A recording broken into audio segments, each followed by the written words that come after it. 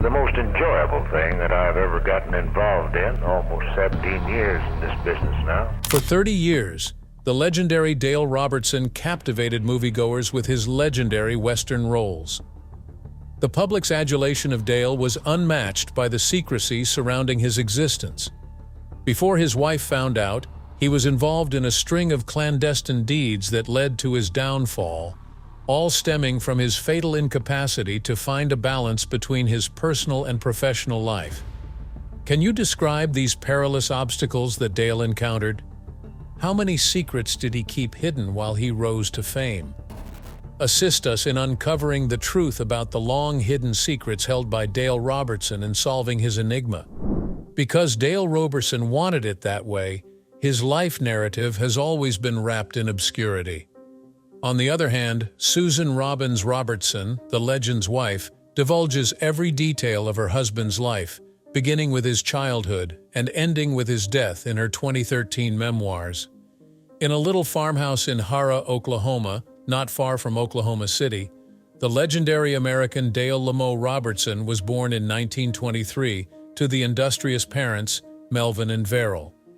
Within their hometown, the Robertsons had considerable influence. Verrill was left to take care of the housework after Melvin retired from his job as a ranger and went on to work for the Oklahoma Gas and Electric Company. Sadly, Dorothy Lee did not survive her first year of life, but the Robertson family was blessed with a number of subsequent children. The young couple who had been frightened by Dorothy's murder gave birth to Melvin Roscoe Jr., more often known as Roxy, on February 19, 1919. Chad, whose real name was Chester Howard, joined the family on September 3, 1920, nearly 2 years after the fact. Their lives was very typical of the American middle class up until Dale was 4 in 1927. After his parents split up, his mother Verrill had the difficult but essential task of raising 3 healthy sons on her alone. Verrill and her family moved to Oklahoma City when her father passed away. There she worked long hours at a number of jobs. Verrill turned to selling the boys' homemade sweets to the neighbors as a means of subsistence due to the dire circumstances. Dale went to Eugene Phil Elementary School, even though his mother had a hard time making ends meet. At the age of 13, Dale had a terrible setback that drastically affected his hearing and left him totally blind. Amidst the seemingly endless darkness and quiet, this set a fire that transformed his world. The future's legendary figure got himself into a bind. How did he escape? How could Dale, with this renewed zeal, become more famous than ever before? Let's go further into the mythology's amazing journey. Dale went a whole year without a diagnosis from doctors due to the rarity of his illness. No one could verify it, but his loved ones suspected he became ill after swimming in a neighboring creek the year before. Despite his inner turmoil, Dale decided that maintaining a positive outlook was crucial to achieving his independence. As a result of his unwavering will, this future superstar's eyesight and hearing began to miraculously return, setting him poised for success in junior high school. While Dale's dad came back to Oklahoma City while he was a junior in high school, it sparked an interest in polo ponies in him. Per Susie Robertson's account in Bucking Hollywood, the young Dale possessed an exceptional bond with horses from a tender age. Being a youngster throughout the Great Depression was one of the most discouraging experiences of my life. While millions of adolescents had to find out how to make it on their own, Dale fearlessly became a professional boxer to support his family. He had to be strong from a young age. More than 90% of his fights were victories, despite his numerous injuries, such as knockouts and broken noses. It seems unbelievable that he managed to pull all this off while still a high school student. After graduating from Casson High in 1939, Dale wasted little time traveling to Claremore's Oklahoma Military College, where he planned to resume his boxing career. He had already hardened himself by that point. But in 1940, when the globe was unexpectedly thrown into a global war, his intentions were foiled. Since Dale would be gone for an extended period of time, his mother took matters into her own hands and went to the Robertson Convalescent Home in Oklahoma City to take care of herself and others. When the bombs of 1-2 rained down on their nation, Dale and his brothers were ready to go. The lively Dale decided to spend some time in San Luis Obispo, California, while waiting for his first overseas assignment. His prior training and education included stints at Oklahoma's Fort Sill and Kentucky's Fort Knox. To take in all that Los Angeles has to offer, he stopped there. While in Hollywood, the young soldier took a picture to give to his mom as a one-of-a-kind present. Before he knew it, the shot would change his life. It ended up on a store display, and other soldiers were motivated to strike similar postures after seeing Dale's expressionless face. Although Dale knew that enlisting in the military during wartime would not ensure a life of ease and prosperity, he yet had high hopes. His time in the military was both a formative event that thrust him into the spotlight of celebrity and a source of startling revelations. Hollywood scouts and his fellow troops were both captivated by his good looks and eager to sign him after seeing the photo in the store window in Los Angeles. They hoped to profit from his sudden celebrity. Dale turned down many offers from big media corporations, but he stayed focused on the battlefield needs instead. He felt his job was to serve his nation, not be a Hollywood celebrity. He has his priorities in order. But the media was hell-bent on keeping him in its crosshairs and wouldn't budge from their relentless surveillance of him. Media publications like the Los Angeles Times were eager to remark on Dale's elevation to tank commander with the 777th Tank Battalion in North Africa, despite the fact that he had already achieved fame before the assignment. Even though the newly formed club gorged themselves on the rumors about him, nobody knew for sure how he rose to fame. The brave deeds performed by Dale while serving in Europe with the 322nd Combat Engineering Battalion are well documented. Therefore, it is clear that he earned the praise he received. Dale protected his comrades and led them with unflinching resolve, despite being severely wounded by mortar fire during the Czechoslovakian border warfare. The Germans were persistent in their attack. A few times later, Dale would show his courage again when he bravely responded to the call to serve his nation in the Korean War. When doctors found that Dale's long-suppressed combat wounds were still causing him problems, the Army reluctantly declined to allow him return to duty. We will never forget his bravery and generosity, no matter how much time passes. Even though Dale Robertson passed away on February 28, 2013, the Los Angeles Times honored his bravery and kindness. As badges of distinction, he was given the Purple Heart, Bronze Stars, Silver Stars, and others. His valor on the battlefield ensured the future Hollywood star's position in the annals of Hollywood. Regardless of whether he ever became a Hollywood celebrity, his life as a true American hero will drive and inspire generations to come. Dale had to undergo a mental transformation as the troops raised their uniforms in celebration of the end of World War II. After damaging his legs in boxing, he decided to focus on Hollywood, the only combat zone that would welcome him. Dale tried to get in touch with other talent brokers, but they all turned him down since the enthusiasm they had given him had faded. He was well aware that the film industry was not an easy place to break in. He had become a wounded veteran in everyone's eyes. In 1948, Dale's unwavering determination would finally pay off after he had lost both his sight and his hearing. He didn't give up until he met an agent who believed in him. To top it all off, that same year, Dale officially launched his cinematic career with a small role in The Boy with the Green Hair, co-starring a young Dean Stockwell. With his breakthrough role in the 1949 picture Man of the Plains, co-starring Randolph Scott as Jesse James, Dale was set for great things in the year that followed. Even though his role was small, he played it brilliantly, drawing attention from the crowd. The ball started rolling when film producer Nunnally Johnson immediately saw Dale's immense potential. With the expected success of Man of the Plains, Dale signed his first big deal with Fox Studios in 1950. In 1950, he triumphantly returned to Hollywood in the ensemble picture Two Flags West, co-starring Joseph Cotten and Jeff Chandler, thanks to the money he gained from this contract. which enabled him to continue chasing acting jobs. Intense and passionate relationship between Dale Robertson and Frederica Jacqueline Wilson culminated in marriage on May 19, 1951, brought about by his newfound fame.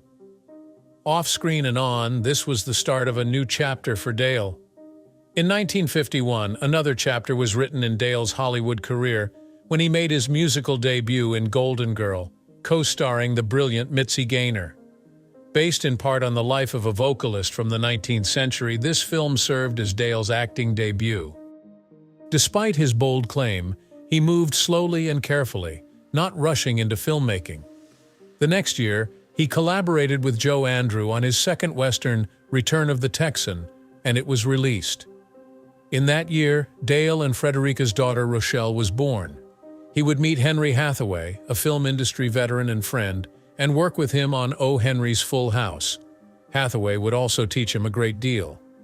Reunited with famed pin-up Betty Grable, Dale began filming yet another huge production, The Farmer Takes a Wife, in 1953. Grable was one of the rare starring ladies he truly enjoyed working with, therefore the connection was one he would cherish forever. After appearing in the film Sitting Bull with Mary Murphy the next year, Dale started dating her despite his marriage. Just as the now popular actor had gotten the ball rolling, their on-screen connection evolved to a real-life romance. Acting with Deborah Kerr in 1954's The Gambler of Natchez set the stage for the actor's next big break the following year. He had already achieved widespread acclaim as one of the finest actors of Hollywood's golden age prior to this picture. The infidelity of Dale Wilson brought an end to Frederica Wilson's 5-year marriage to him on June 4, 1956. However, the day's most noteworthy event was not the court orders granting Frederica custody of their daughter Rochelle. The most controversial and unexplored deed was to be performed later on by Dale. They went to Yuma, Arizona, after which 32-year-old Dale wed 25-year-old actress Mary Murphy. He also filed for a divorce on the same day. Mary sought an annulment just 3 months after her tumultuous marriage. Even though he already had a daughter from a previous relationship and had adopted a second, Dale's refusal to have any more children prompted her to seek a divorce. In the thrilling survival thriller The Dakota Incident, in which Linda Darnell co-stars, Dale's life continues as usual. Because she persisted in her acting, Mary was able to remarry and have a child of her own. On May 4, 2011, at the age of 80, she passed away due to heart illness.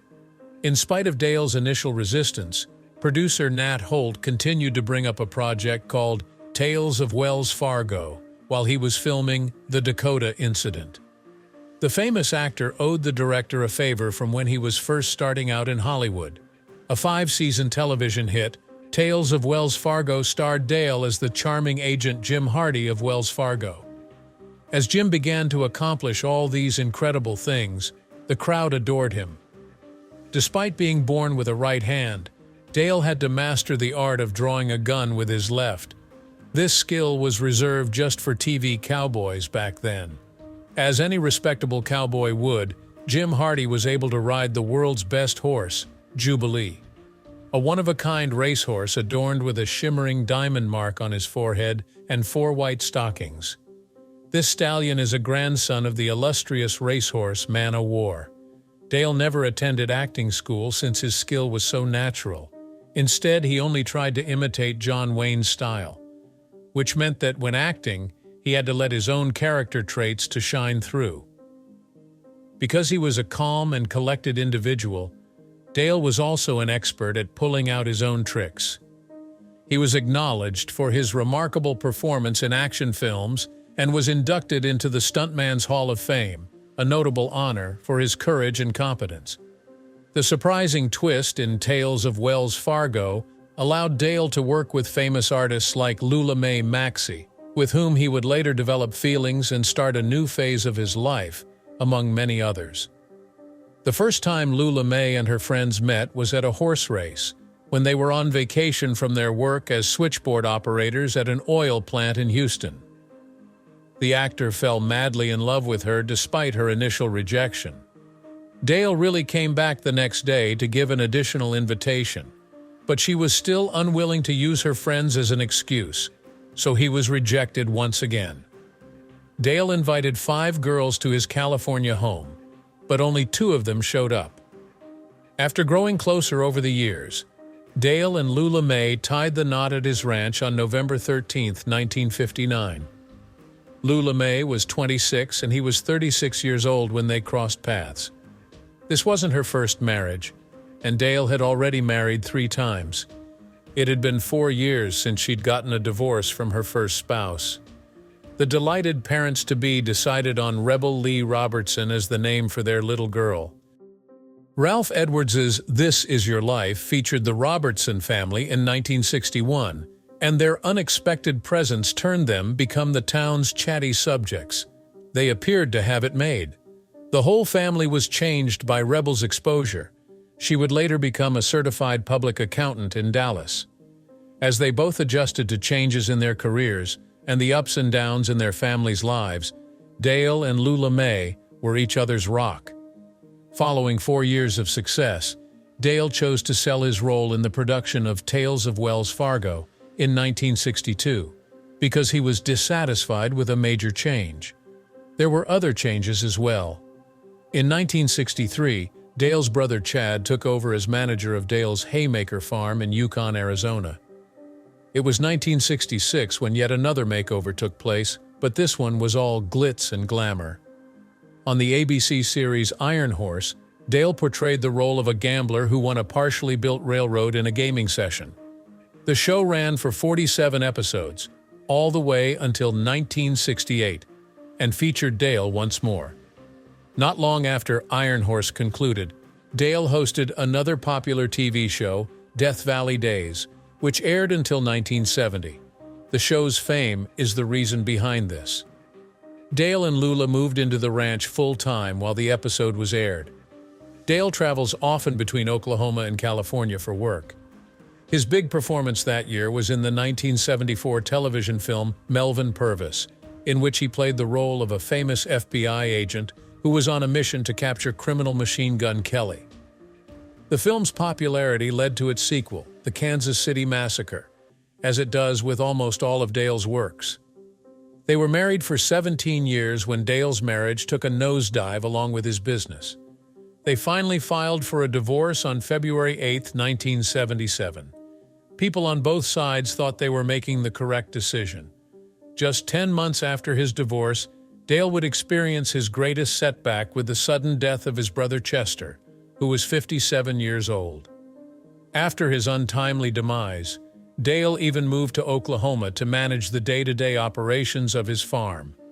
In contrast to other musicians who craved the spotlight, Dale valued his seclusion and devoted more time to his ranches and horses. After receiving a chilly reception from everyone else, even the famed Hollywood gossip columnist Luella Parsons grew furious when the elderly actor avoided meeting with her and tried to set him up for failure for his refusal. She wanted Dale fired because she thought he was nasty and anti-Semitic. She went to Columbia Pictures' Harry Cohn for help. The issue is funny since Dale was there when she made the call.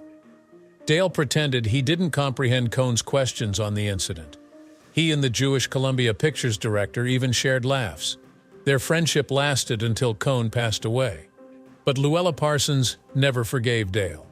No actor would be happy to showcase Dale's 3 consecutive Sour Apple Awards, but he couldn't care less about public opinion. Nonetheless, he would casually mention to his friends that he was intending to win for the 4th year in a row, making light of the situation.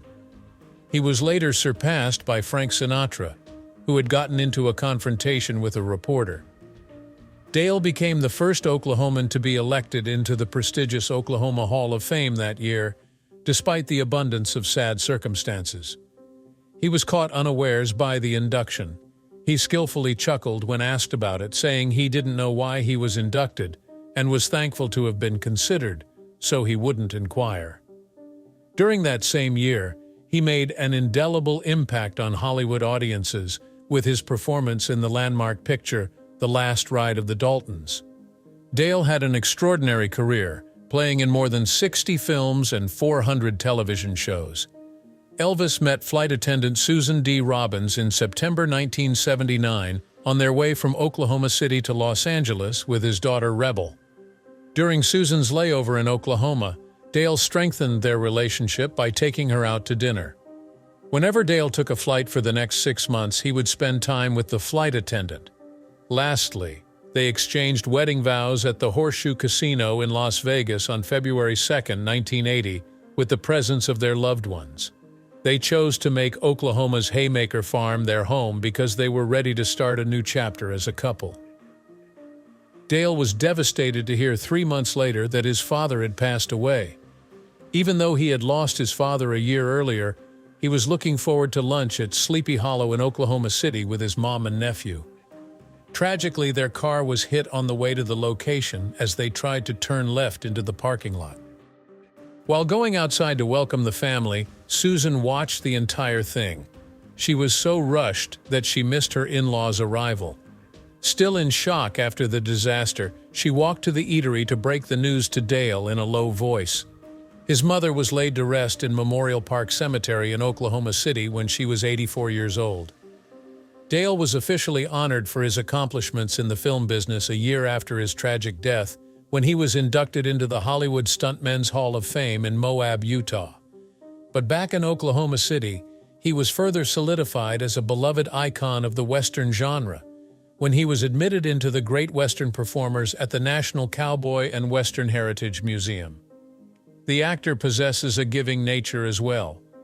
When the Beddells, Dale's family business, filed for bankruptcy in 1986, something occurred.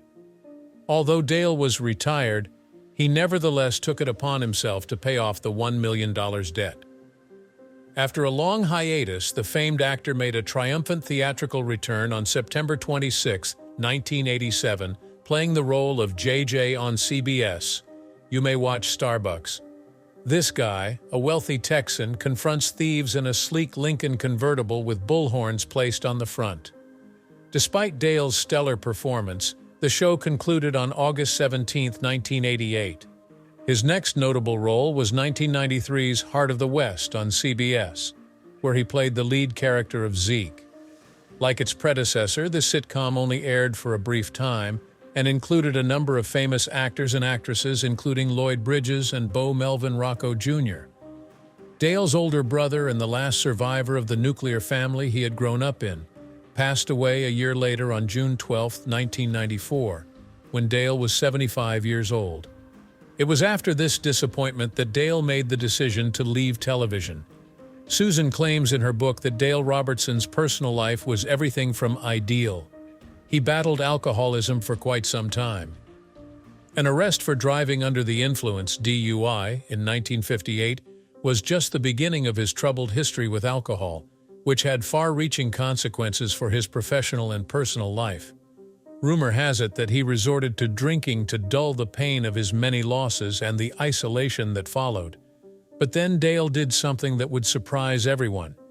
He decided in the 1970s that he would defeat his alcoholism and be clean for the rest of his life. When questioned about what drove him, he said his Christian faith and his determination to promote addiction treatment programs were the main factors.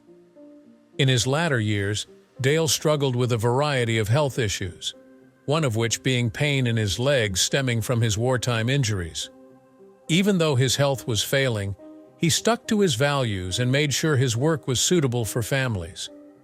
After realizing there was little hope for his health in 2012, he and Susan uprooted their lives and moved to Rancho Santa Fe, California, to be closer to family. Their stay, though, was short. Finally, in February 2013, he went into a hospital in La Jolla for a condition that was later determined to be far worse than pneumonia. The doctors found that his cancer had spread from his lungs to other parts of his body, including his brain, liver, and lymph nodes. Hollywood legend and humanitarian Dale Robertson passed away on February 27, 2013, due to these unforeseen difficulties. Robertson was 89 years old. Long after he passes away, his charity activities and enormous impact on the entertainment industry will guarantee that his legacy will live on. He inspired filmmakers to delve deeper into issues of human vulnerability and agency and transformed narrative approaches, leaving an incalculable mark on Western cinema. Aside from his impact on show business, Dale Robertson was devoted to helping others. To provide disadvantaged kids a chance to learn about leadership and the outdoors, he founded the Dale Robertson Ranch. He also gave freely to institutions like the National Cowboy and Western Heritage Museum that do great work in ensuring the survival of Western culture. The need of helping others while maintaining humility was emphasized by Dale, in his own words. Making a positive impact on society was the focus of the renowned figure's life's work. This is why his films and charity work will always motivate people to prioritize the needs of others before their own, not just in Hollywood but globally. Incredibly grateful for the time you've taken. Right now you may see a link to another fun video, just click on it to see it. Once this is over, we shall meet again.